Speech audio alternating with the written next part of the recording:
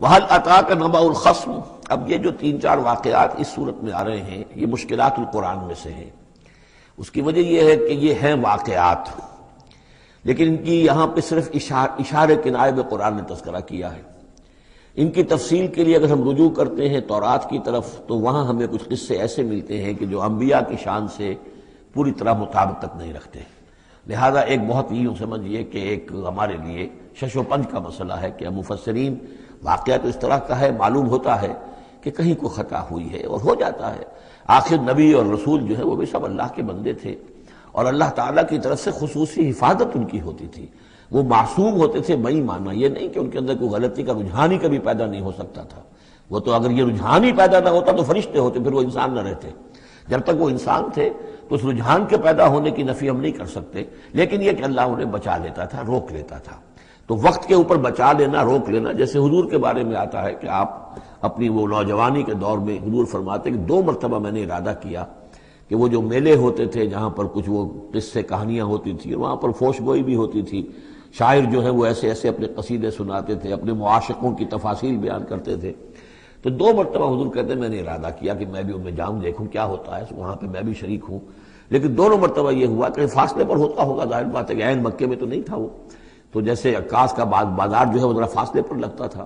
تو راستے ہی میں کہیں تھوڑی دیر آرام کرنے کے لیے بیٹھے ہیں اور نیند آ گئی ہے، ساری رات سوتے رہے، صبح آنکھ کھلی ہے، تو اللہ تعالیٰ نے بچا لیا کہ وہاں جانے کی شکل ہی پیدا نہیں ہوئی۔ حالانکہ ابھی نبوت آپ کو ویسے تو نبی پیدائشی نبی ہوتے ہیں، نبوت تو حضور فرماتے ہیں کہ مجھے مل چکی تھی جبکہ ابھی آدم کی روح جو ہے وہ ان کے جسد میں پھونکی نہیں گئی تھی، والآدم بین الروح والجسد، تو عالم ارواح میں بھی نبی کی روح جو ہے وہ تو اپنی اسی امتیازی شان کے ساتھ تھی،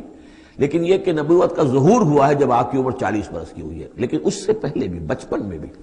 اور لڑکپن میں بھی اور اس کے بعد آگے جو ہے جوانی اور نوجوانی میں بھی اللہ پوری طرح حفاظت کرتا ہے۔ لیکن حفاظت کا مطلب یہی ہے کہ کوئی غلط بات کا ارادہ اگر پیدا ہو بھی جائے کسی وجہ سے تو اللہ تعالیٰ ایسے انتظامات کر دیتا ہے کہ اس کی تکمیل کی نوبت نہیں آتی۔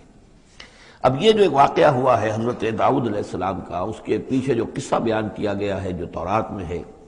وہ تو یہ ہے کہ ان کی بہت سی بیویاں تھیں۔ یہ جو تعدد ازدواج 4 کی پابندی تو حضور کی شریعت میں آ کر ہوئی ہے، ورنہ اس سے پہلے تو آپ کو معلوم ہے بادشاہ لوگ جو ہوتے تھے ان کے حرم ہوتے تھے بڑے بڑے،